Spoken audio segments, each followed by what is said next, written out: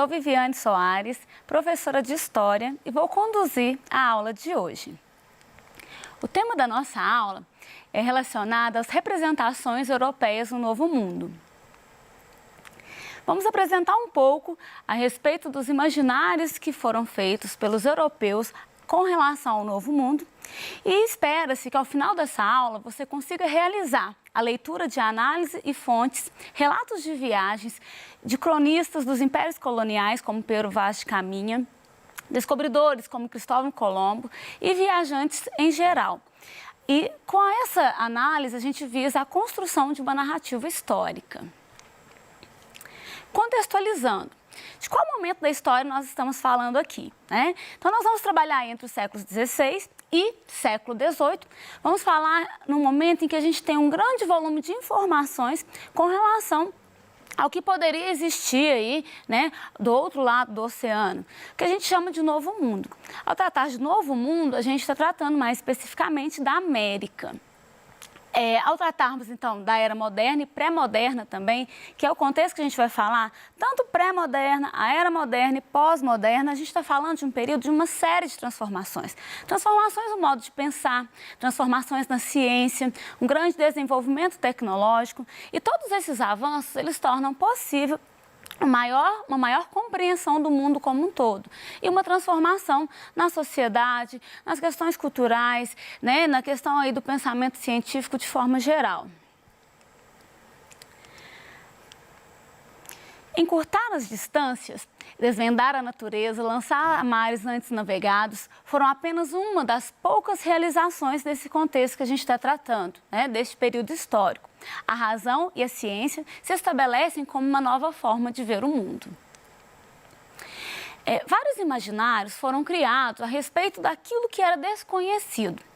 Então, ao tratar aí do oceano, ao tratar do Novo Mundo, ao tratar daquilo que se buscava, mas que não tinha informação ao certo, criou-se a ideia de que poderia existir monstros marinhos, poderia existir aí abismos, situações que colocariam à prova, né, todo o desenvolvimento dos marinheiros. Então, esses imaginários, eles crescem muito. Por quê? Num contexto em que as pessoas elas acreditavam mais no que ouvia do que elas viam realmente, elas acreditavam muito nessas histórias, né? E elas deixavam aí uma certa insegurança. Ao tratar de imaginário, dessa questão dos monstros, a gente faz uma relação da nossa situação atual. Se a gente fala hoje a respeito dessa pandemia do coronavírus que nós estamos vivenciando, fica muito para a gente próximo compreender o que o imaginário ele faz na vida das pessoas, né? É claro que hoje nós temos uma série de informações que nos ajudam a compreender melhor, mas mesmo assim nos vemos permeados de uma série de histórias que nem sempre estão relacionadas com a ciência e que deixam a gente inseguro, que causa um medo muito grande, né? Que causa aí uma instabilidade emocional nas pessoas. Se hoje, com todo esse conhecimento que nós temos, essa sensação está muito presente, vamos pensar nessa época que a gente está tratando aqui, século XV, XVI, como era para as pessoas lidar com algo que elas ouviam falar de uma maneira bem pesada, vamos dizer assim, né? Aquela questão de gerar medo mesmo. Como seria lidar com isso tudo nesse contexto que a gente está falando? E o que essas pessoas utilizaram como forma de amenizar aí essa situação de medo, de insegurança e enfrentar o perigo, né, os desafios. Bom, sobre o mar, vou falar um pouquinho para vocês aqui como o mar era visto pelos navegantes, né? O alto mar era para os navegadores do século XV, o que o espaço é hoje para os astronautas, com a diferença de que o navegador ele sabia muito menos para onde ele ia e tinha menos esperança de voltar. Tinham receio de navegar na costa atlântica da África, além do Marrocos. Por quê? Nesse caso, entraria no Mar Verde das Trevas, um pântano inavegável, cheio de monstros, que tinha sido apontado pelos geógrafos árabes. Se aproassem para o norte, iria dar numa vastidão gelada, onde Judas espreitava perto das bocas do inferno. O pior de tudo era que, em qualquer direção, estaria mais longe da terra e à mercê de todos os elementos. Então, essa passagem, ela mostra para a gente um pouco desse imaginário que se criava em torno do oceano, né? Em torno do desconhecido. Já parou para pensar qual foi o desafio para esses navegadores lá no século XV, XVI em enfrentar esse desconhecido? Quais dos maiores medos que esses navegadores, então, tinham, né? Carregavam aí. A ideia de que o oceano ele era conhecido como mar tenebroso, né? De que as pessoas que iam não voltavam, que existiam monstros que consumiam os navios ou que sopravam até que a embarcação virasse, né? A questão também dos abismos, que chegariam a tal ponto e o navio ele cairia num abismo sem fim. A gente traz algumas imagens que nos ajudam a compreender aí um pouco essa questão dos imaginários. Então aqui a gente tem aí um peixe que mais parece com um monstro, né? A gente vê que nas entranhas dele a gente tem várias pessoas. A gente tem também aqui uma embarcação sendo levantada por um monstro. E todas essas imagens e as falas que permeiam essas imagens, elas estavam muito presentes na vida desses navegadores. Aqui é a imagem do abismo, né? Dentro daquela ideia de que a Terra era plana, imaginava-se que se ela fosse, né, plana mesmo, como um prato, vamos dizer assim, chegaria à borda, chegaria a um final. Então existia um medo muito grande que ao chegar nessa borda, a embarcação então caísse, como a imagem aqui traz pra gente aí uma representação. Entretanto, gente, mesmo a gente falando de todos esses medos, de todas essas lendas, esses navegadores, eles se arriscavam. E o que será que fazia com que eles enfrentassem todos esses medos, todos esses imaginários e se lançassem para o mar, né? Já dizia aí Fernando Pessoa, navegar é preciso, viver não. Tratar dessa fala dele nos faz pensar, né? Naquele momento, a navegação era tão necessária ou tão desejada que a própria vida ela era colocada em risco.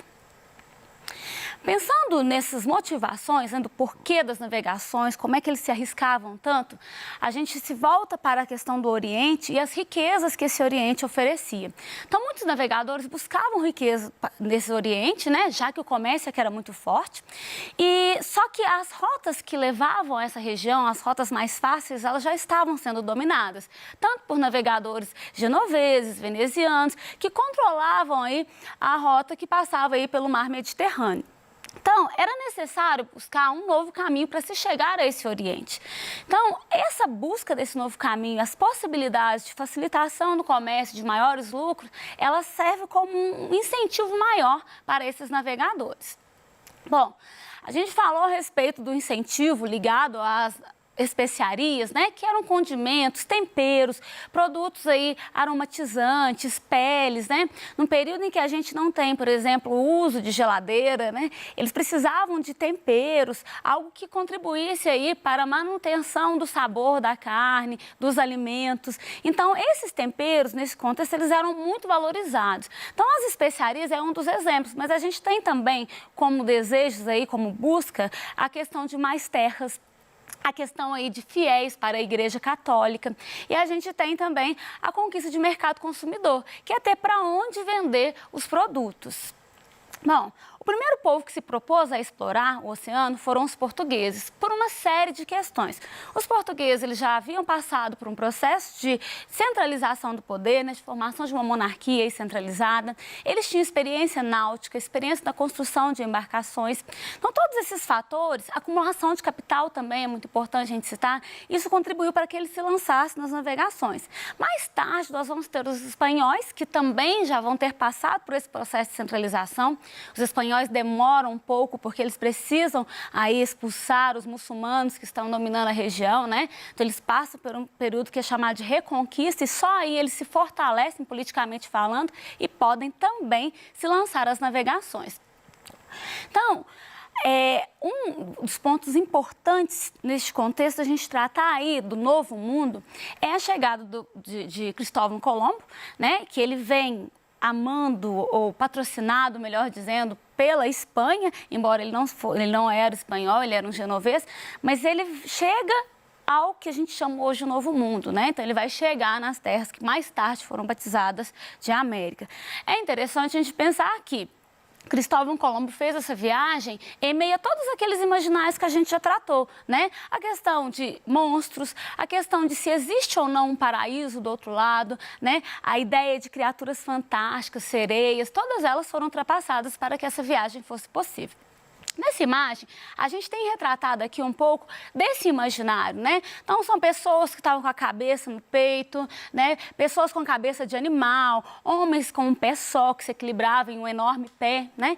Todos esses imaginários, eles estavam localizados, vamos dizer assim, na região do Oriente, né? Na região da Índia. E à medida que esses povos iam chegando nessa região e descobriam que lá não existia, de fato, aquilo que eles acreditavam existir, eles começam meio que deslocar esse imaginário para outras terras que eles não conheciam. No caso aqui, a gente está falando do Novo Mundo. Então, eles já começavam a entender que se não estava lá, né, e já que eles precisavam acreditar que aquilo existia, então eles colocavam esses monstros, então, no Novo Mundo. Era no Novo Mundo, na visão deles, que encontraria esses monstros.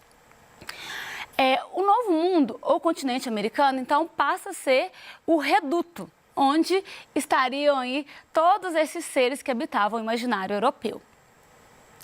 A gente vai ver aqui agora um trecho do Diário de Cristóvão Colombo. Esse trecho nos ajuda a compreender um pouco dessa ideia, né, de como eles percebiam. Então, tá lá, quarta, 9 de janeiro, à meia-noite levantou as velas com o vento sudeste e navegou para o leste-nordeste. Chegou a uma ponta que chamou de Punta Roja e a seu abrigo ancorou à tarde, que seriam umas 3 horas antes do amanhecer. Ontem, quando o almirante ia ao Rio Del Ouro, disse que viu 3 sereias que saltaram bem alto, acima do mar, mas não eram tão bonitas como pintam e que, de certo modo, tinham cara de homem. Esse relato ele está no Diário de Cristóvão Colombo e ele levanta algumas questões para a gente. Colombo, que enfrentou todos esses desafios, navegou rumo ao Novo Mundo, rumo ao desconhecido. Em seu diário há um relato em que ele trata aí, né, de marinheiros terem visto a sereia. Ele até descreve que elas eram feias, que elas pareciam com homem. Como a gente compreender que esse relato estava presente nesse diário, né? Então, de que será que ele está tratando? Que tipo de descrição que vai embasar as narrativas do Colombo aí? De qual realidade ele está falando? Será que ele deixou a imaginação falar mais alto do que os dados, né? Aquilo que ele tinha de conhecimento? Como a gente pode entender esse relato? Uma das questões que nos leva a entender esse raciocínio do Colombo é que, como todos os navegadores da época, né, ou melhor, como muitos navegadores da época, a leitura dos relatos de Marco Polo, elas eram assim, muito presentes, eles faziam essa leitura. Então, há a hipótese de que as crenças que já estavam enraigadas, né, que ele já tinha essa ideia, já estavam enraigadas essas crenças, elas são misturadas mesmo com a realidade na hora do relato. Então, é meio que ele já vem aí em seu relato corroborar as ideias que ele já trazia até então construídas. A gente não pode negar, então, que havia um contato dele com outras narrativas. E isso pode ser um fator determinante para o fato de ter em seus relatos, em seu diário, a referência aí à presença de sereias. Outro momento importante da história aí, que a gente vai analisar por meio de fontes, relatos, registros, é a Carta de Pero Vaz de Caminha. É um documento muito importante. Pero Vaz, ele viajou na embarcação de Pedro Álvares Cabral, que foi aí um português, né, que chegou nas terras que hoje nós sabemos que é o Brasil. Bom, Pero Vaz, ele teve esse papel, né, de ser o escrivão, e uma carta que ficou muito conhecida é que ele vai descrever, né, falar aí sobre a terra encontrada. Então, o trecho diz assim: de ponta a ponta é tudo praia palma, muito chã e muito formosa. Pelo sertão nos pareceu vista do mar, muito grande, porque a estender os olhos não podíamos ver senão terra com arvoredos, que nos parecia muito longa. Nela, até agora não podemos saber que haja ouro, nem prata, nem coisa alguma de metal ou ferro, nem os vimos. Porém, a terra em si é de muitos bons ares. Porém, é o melhor fruto que dela se pode tirar, me parece que será salvar esta gente. Alguns pontos importantes desse relato, né, em que ele diz do lugar encontrado. Ele fala sobre a terra, sobre as possibilidades, né? Como essa terra, se ela pode nos dar fruto ou não. E arremata tratando a respeito de que o maior fruto que dela poderia se tirar é a questão aí de salvar as pessoas.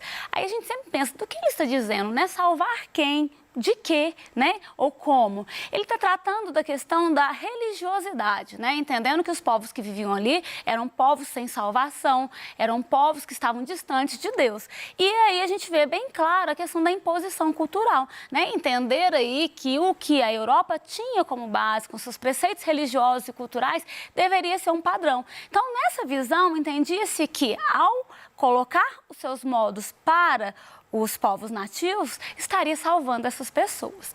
Bom, em 1500, Caminha ele acompanhou a frota do Cabral, né? Eu já comentei isso com vocês, e é isso que ajuda a gente a compreender essas narrativas, os relatos que ele faz nessa viagem que ele acompanha o Pedro Álvares Cabral. Ao tratar das narrativas, a gente reforça que é a questão do outro, porque compreende-se que os europeus, ao olhar o nativo, ao olhar o outro povo, ele faz a partir de uma lente cultural, né? Ele está olhando a partir da sua cultura, tentando enxergar o outro. Então, a gente até costuma dizer que ele não estava tentando ver o outro, conhecer o outro. Ele estava tentando reconhecer. A partir das suas características, ele buscava aquilo. E uma vez que ele não encontrava, aí ele considerava aquele outro como inferior, como selvagem, como alguém que falta civilidade, como alguém que falta religiosidade. Então, a gente tem algumas descrições, né? O Caminha vai descrever os nativos como rijos, saudáveis e inocentes. A gente tem aí o Américo Vespúcio falando aí que são mansos, vivendo de uma forma paradisíaca, de acordo com a lei natural. A gente tem também a visão deles como gente bestial, de pouco saber.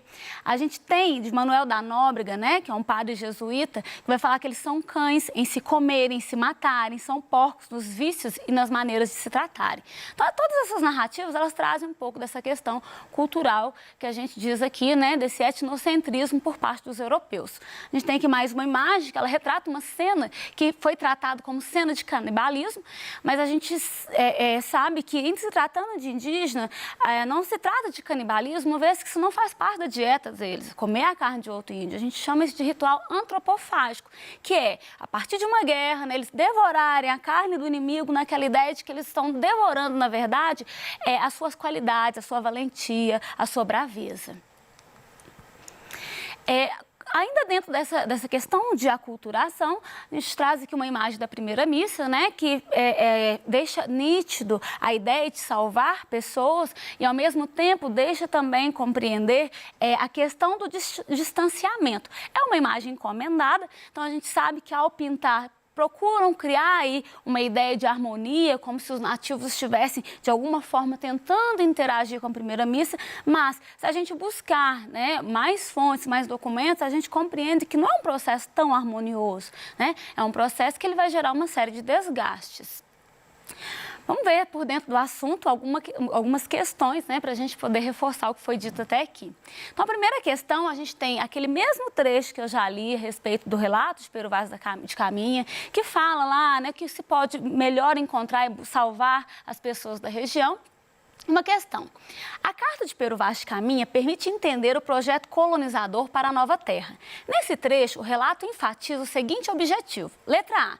Valorizar a catequese a ser realizada sobre os povos nativos. B. Descrever a cultura local para enaltecer a prosperidade portuguesa. C. Transmitir o conhecimento dos indígenas sobre o potencial econômico existente. D. Realçar a pobreza dos habitantes nativos para demarcar a superioridade europeia. E E. Criticar o modo de vida dos povos autóctones para evidenciar a ausência de trabalho. Então, a questão certa, letra A, que é valorizar a catequese a ser realizada sobre os povos nativos, uma referência àquela ideia toda de salvar, né, a população. Outra questão aqui é a respeito também de um relato de viagem, né, que fala, ó, todo homem de bom juízo, depois que tiver realizado sua viagem, reconhecerá que é um milagre manifesto ter podido escapar de todos os perigos que se apresentam em sua peregrinação. Tanto mais que há tantos outros acidentes que diariamente podem aí ocorrer, que seria coisa pavorosa àqueles que aí navegam querer pô-los todos diante dos olhos quando querem empreender suas viagens. Esse relato, associado ao imaginário das viagens marítimas da época moderna, expressa um sentimento de, letra A, gosto pela aventura, B, fascínio pelo fantástico, C, temor do desconhecido, D, interesse pela natureza ou E, purgação pelos pecados. Então, esse relato ele fala sobre o temor do desconhecido, né, relacionado aí a essas viagens. Por fim, deixo aqui um mapa conceitual, né, o tema central dele, representações europeias do Novo Mundo. A partir desse tema central, você pode elencar as ideias que foram mais importantes nessa aula, que te remete a esse assunto aí e facilita a compreensão. Aqui tem algumas opções, né, sobre o contexto, o Novo Mundo, a questão do imaginário, monstros, sereias, abismos. Você pode acrescentar com as ideias que forem mais importantes. Fique ligado na nossa próxima aula. Vamos trabalhar um pouquinho sobre o circuito dos tráficos de escravos no Novo Mundo. Até lá!